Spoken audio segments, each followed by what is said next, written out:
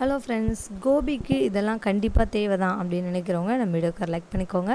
ஆமாம் ஃப்ரெண்ட்ஸ், நம்ம பாக்யலட்சுமி சீரியலில் பார்த்தீங்கன்னா எப்போவுமே கோபி ஒரு நிலையான முடிவில் நிலையாக அவர் இருந்ததே கிடையாதுங்க. அவருக்கு எப்போவுமே ஒரு முடிவை நம்ம கரெக்டாக எடுத்தோம், அந்த பாதையில் நம்ம கரெக்டாக போனோம் அப்படின்ற பழக்கம் அவருக்கு கிடையவே கிடையாது. அதனுடைய விளைவு தான் பார்த்திங்கன்னா இப்போ அவர் வாழ்க்கையில் அனுபவிக்கிற எல்லா பிரச்சனைகளுக்கும் காரணம் அப்படின்னே சொல்லலாம். இப்போது ஃபஸ்ட்டுலேருந்தே என்ன நடந்திருக்கு அப்படின்னு சொல்லி நீங்களே கொஞ்சம் ரீபைண்ட் பண்ணி பார்த்தீங்க அப்படின்னா ரொம்ப நல்லாவே புரியும். அவர் பாக்கியா முதல்ல அவருடைய வாழ்க்கையில் பிடிக்கவே இல்லை அப்படின்னு சொன்னார். அதற்கப்புறம் என்ன பண்ணார், ராதிகா தான் தன்னுடைய வாழ்க்கையில் அவங்களுக்கு கிடைச்ச ஒரு மிகப்பெரிய பொக்கிஷம் அப்படின்னு நினச்சாரு. பாக்யா கூட சந்தோஷமாக அவர் வாழவும் இல்லை. சரி, ஓகே, இதற்கப்புறம் ராதிகா கூடயாவது சந்தோஷமாக வாழ்வாரா அப்படின்னு சொல்லி நம்ம எல்லாருமே வெயிட் பண்ணோம். பட் அதற்கும் அவர் என்ன பண்ணியிருக்கார் அப்படின்னு பார்த்திங்கன்னா ராதிகாவையும் கஷ்டப்படுத்துகிறாரு. ராதிகா கூடயும் அவர் என்ன பண்ணலை, ஒழுங்காக வாழவே இல்லை. அவங்கக்கிட்டேயும் எப்போ பார்த்தாலும் சண்டை போடுறது, இந்த மாதிரி விஷயங்களே தான் பண்ணிகிட்டு இருந்தார். அவங்க சண்டை போடுறாங்க அப்படின்னா அதற்கு காரணம் யாராக இருப்பார் அப்படின்னா இவராக தான் இருப்பார். இவருக்கு எப்போவுமே ஒரு எண்ணம் இருக்கும், தான் ரொம்ப கரெக்டாக இருக்கும் அப்படின்னு நினச்சிட்டு பயங்கரமாக தப்பாக இருப்பார். அதுதான் நம்ம கோபிநாத் அப்படின்றதான் நிதர்சனமான உண்மை. ஒருத்தருமே அவரை எப்போவுமே என்ன பண்ணுவாங்க, தப்புன்னு சொல்ல தான் செய்வாங்க. ஆனாலும் அவர் என்ன பண்ணுவார், அதை ஏற்றுக்கவே மாட்டார். அவரை பொறுத்த வரைக்கும் அவர் ரொம்ப கரெக்டு அப்படின்ற நினப்பு அவருடைய மனசில் ரொம்ப அதிகமாகவே இருந்ததுக்கு. அவர் என்ன நினைக்கிறாரு அப்படின்னா அவர் ஒவ்வொரு விஷயங்களையும் அவர் பண்ணுற விஷயம் எல்லாமே சரின்னு நினச்சி, அதாவது இந்த பக்கம் இனியாவையும் சரி செழியனையும் சரி நான் ரொம்ப நல்லா பார்த்துக்கிட்டேன் அப்படின்னு சொல்லிட்டு நினச்சிக்கிறாரு. ஆனால் அவர் அதையும் பண்ணலை. இனியாவையும் சரி செழியனையும் சரி ரொம்ப நல்லா அவர் என்ன பண்ணலை, பார்த்துக்கலை. அவர் எப்பவும் போல் அவருடைய சுயநலவாதியாக தான் அவர் இருந்திருக்காரு. ஆனால் அவரை பொறுத்த வரைக்கும் நான் ரொம்ப ரொம்ப சரியாக இருந்தோம் அப்படின்னு நினச்சிக்கிட்டு தான் வாழ்ந்துக்கிட்டு இருந்தார். இனியாவும் செழியனும் அதே மாதிரி தன்னுடைய அப்பா மேலே இருக்கிற பாசத்தில் அவங்களும் என்ன பண்ணுவாங்க, எப்போ பார்த்தாலும் இல்லை நாங்கள் அப்பா ரொம்ப கரெக்டானவர், அவர் ரொம்ப ரொம்ப நல்லவர் அப்படின்ற மாதிரிலாம் அவங்களும் என்ன பண்ணுவாங்க, அவங்க அப்பா விட்டு கொடுக்காமல் என்ன பண்ணிகிட்டு இருந்தாங்க, பேசிகிட்டு இருந்தாங்க. ஸோ இதிலலாம் என்னாச்சு அப்படின்னா அவருக்கு ரொம்பவே மண்டக்கணம் அதிகமாயிடுச்சு அப்படின்னு கூட சொல்லலாம். அவங்கள பொறுத்த வரைக்கும் என்ன அப்படின்னா ஒன்றே ஒன்று தான், அவங்களுக்கு என்ன பிரச்சனை அப்படின்னா ஒன்றே ஒன்று தான். இப்போ அவங்க என்ன நினைக்கிறாங்க அப்படின்னா இவர் ரொம்பவும் கரெக்டாக இருக்கார், அதனால் நம்ம என்ன வேணாலும் பண்ணலாம் அப்படின்னு சொல்லிட்டு அவங்களும் என்ன பண்ணுறாங்க, தன்னுடைய அப்பாவை ஒரு பகடக்காயாக பயன்படுத்திக்கிட்டு அவங்களும் ரொம்பவும் ரிலாக்ஸாக இருக்கிறாங்க. ஸோ அதனாலே இவங்களுக்கு பிரச்சனைகள் ரொம்ப ரொம்ப அதிகமாக இருக்குது அப்படின்றதுல மாற்று கருத்தே கிடையாதுங்க. இப்போது இனியாவுக்கும் செழியனுக்கும் பிரச்சனைகள் அவங்களுடைய வாழ்க்கையில் அதிகமாக இருக்குது அப்படின்னா அதற்கு காரணம் அவர் மட்டும்தான். அவர் மட்டும் கொஞ்சம் சரியாக இருந்தார் அப்படின்னா இவங்களுக்கு எந்த விதமான பிரச்சனைகளும் வரவே வராது அப்படின்றது தான் நிதர்சனமான உண்மை. பட் இவங்க ரெண்டு பேருக்குமே அறிவே கிடையாதுங்க. இனியாவுக்கும் சரி செழியனுக்கும் சரி தன்னுடைய அப்பாவை முட்டாள்தனமாக எப்போவுமே என்ன பண்ணுவாங்க, நம்பிக்கிட்டு இருக்காங்க. அந்த முட்டாள்தனம் அவங்கள எங்கே கொண்டு போய் நிப்பாட்ட போகுது அப்படின்றது கொஞ்சம் கூட புரியலை. ஸோ இப்போ இவங்களுக்கு என்ன அப்படின்னா ஒன்றே ஒன்று தான். இப்போ இவங்க என்ன நினச்சிட்ருக்காங்க அப்படின்னா இவங்கள பொறுத்த வரைக்கும் இனியாவுக்கும் செழியனுக்கும் தன்னுடைய அப்பா ஒரு மிகப்பெரிய ஹீரோன்னு நினச்சிட்ருக்காங்க. ஸோ அதனாலே அப்போ அவரும் என்ன நினைக்கிறார் அப்படின்னா நம்ம ரொம்பவும் சரியான அப்பாவாக தான் இருந்திருக்கோம் அப்படின்னு சொல்லிட்டு அவர் பண்ண தப்புகளை அவர் உணரவே இல்லை. அவர் தவறுகளை உணர்றதுக்கு அவருக்கு எவ்வளோ வருஷம் ஆகிருக்கு அப்படின்னா பாக்யாவை கல்யாணம் பண்ணதுலேருந்து இப்போது ராதிகாவை கல்யாணம் பண்ணி இவ்வளோ நாள் நம்ம பாக்யாவுக்கு பிரச்சனைகளை கொடுத்துக்கிட்டு இருந்தார். ஸோ அத்தனை பிரச்சனைகளையும் கொடுத்தும் இப்போ அவருக்கு என்னென்னா இன்னுமே இப்போ தான் திருந்திருக்காரு. அவரை பொறுத்த வரைக்கும் பாக்யாவை எப்படியாவது அழிச்சிடணும் அப்படின்னு தான் நினச்சாரு. ஆனால் பாக்யாவை அவரால் அழிக்க முடியலை.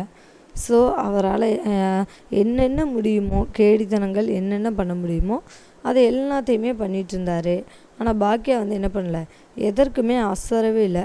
அவங்க ஒரு சிங்கப்பெண்ணாக தனியாக நின்று குழந்தைங்களையும் வந்துட்டு ரொம்ப நல்லா பார்த்துக்கிட்டு குடும்பத்தையும் ரொம்ப நல்லா பார்த்துக்கிட்டு என்ன பண்ணாங்க, அவங்களுடைய வேலைகளையும் அவ்வளோ திறமையாக சூப்பராக பண்ணிகிட்டு இருந்தாங்க.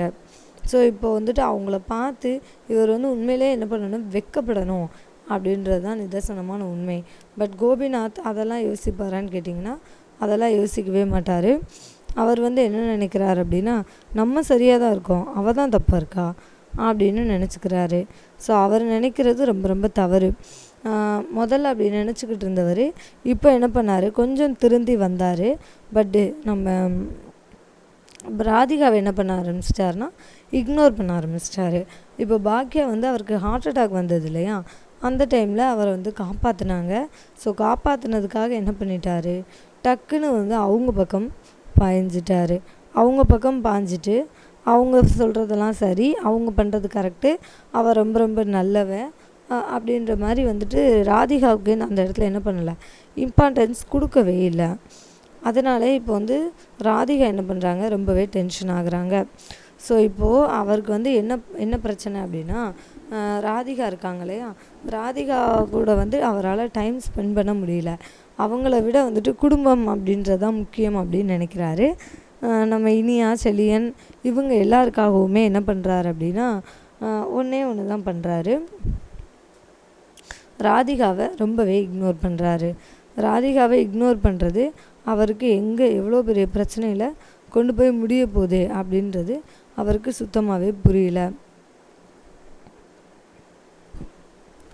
அவருக்கு வந்து ஒன்றே ஒன்று தான், இப்போதைக்கு எந்த பிரச்சனையும் வரல. அது மாதிரி அவர் பண்ணுற பிரச்சனைகள் அவருக்கு புரியவே இல்லை. அவர் என்ன நினைக்கிறார் அப்படின்னா அவருக்கு வந்துட்டு அவருக்கு புரியவே இல்லை. பட் அவருக்கே புரியணும் அப்படின்னு அவர் நினச்சாலும் அவங்க அம்மா என்ன பண்ணுவாங்க, அவருக்கு புரிய வைக்கவே விடவே மாட்டாங்க. அவங்கள பொறுத்த வரைக்கும் தன்னுடைய பையன் கோபிநாத் ரொம்ப ரொம்ப உத்தமன், ரொம்ப ரொம்ப நல்லவன் அப்படின்னு சொல்லி என்ன பண்ணுறாங்க, அவங்கள வந்துட்டு ரொம்பவே உசுப்பேற்றி விடுறது, இந்த மாதிரி வேலைகளை தான் அவங்க வந்து என்ன பண்ணுறாங்க, பண்ணிக்கிட்டு இருக்கிறாங்க. ஸோ அதனால் இவங்கள வந்து என்ன பண்ண முடியாது, திருத்தவே முடியாது அப்படின்றதான் நிதர்சனமான உண்மை. ஸோ இவங்களை வந்து நம்ம ஈஸ்வரி பாட்டி திருந்தவே விட மாட்டாங்க. நம்ம சீரியலில் அதிகமாக வர கமெண்ட்ஸ் என்ன அப்படின்னு பார்த்தீங்கன்னா, தாத்தா போனதுக்கு பாட்டியாவது போயிட்டு தாத்தாவாவது கதையில் இருந்திருக்கலாம், அவர் இருந்திருந்தாருன்னா கதை ரொம்பவே பார்க்குறதுக்கு நல்லாவும் விறுவிறுப்பாகவும் இருந்திருக்கும் அப்படின்னு தான் எல்லாருமே என்ன பண்ணுவாங்க, சொல்லுவாங்க.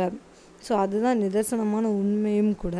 நம்ம தாத்தா வந்து இறந்து போனதுக்கு பாட்டியை கூட கதையிலேருந்து என்ன பண்ணியிருந்துருக்கலாம், இவங்க தூக்கி இருந்திருக்கலாம் அப்படின்னு தான் நம்மளும் நினைக்கிறோம்.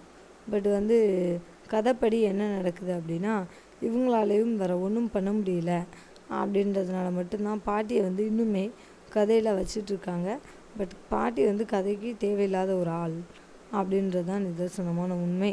ஸோ இப்போ இதற்கப்புறம் என்ன நடக்குது அப்படின்னா, ராதிகா வந்து அவங்க பண்ண முடிவுகள்லே இப்போ தான் ரொம்ப ரொம்ப ஒரு சரியான முடிவு எடுத்து அவங்களுடைய வாழ்க்கை அவங்களுக்கு முக்கியம், அவங்களுடைய பொண்ணு அவங்களுக்கு முக்கியம் அப்படின்னு சொல்லிட்டு ரொம்ப கரெக்டான ஒரு டெசிஷன் எடுத்து என்ன பண்ணியிருக்காங்க, வீட்டை விட்டு வெளியில் போயிட்டாங்க. ஸோ இது வந்து அவங்களுக்கு ரொம்ப ரொம்ப ஒரு நல்லது அப்படின்னு தான் சொல்லியாகணும்.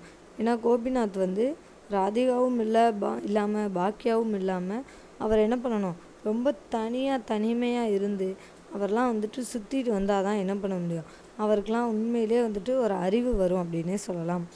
ஏன்னா பாக்கியா வந்து அவங்களோட இருக்கும்போது பாக்கியாவோடைய அருமை அவருக்கு தெரியல, அதே மாதிரி ராதிகாவோட இருக்கும்போது ராதிகாவோடைய அருமையும் அவருக்கு தெரியல.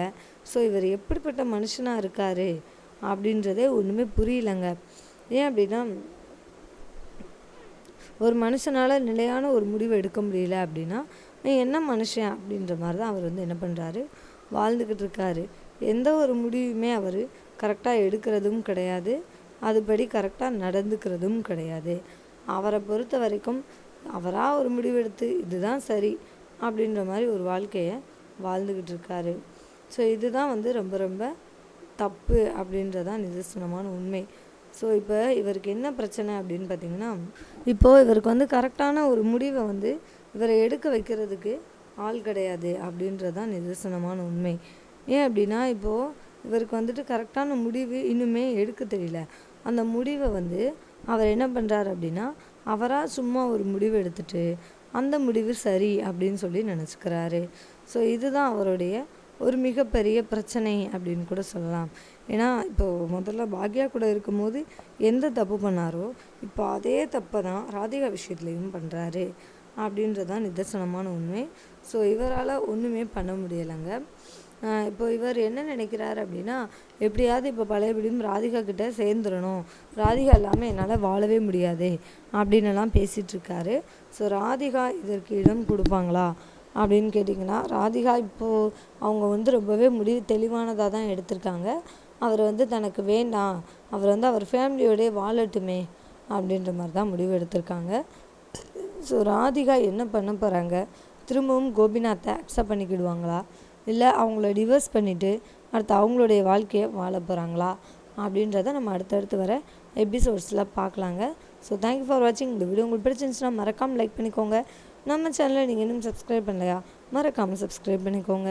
கூடவே பக்கத்தில் இருக்க பெல் ஐக்கானையும் கிளிக் பண்ணிக்கோங்க. தேங்க்யூ.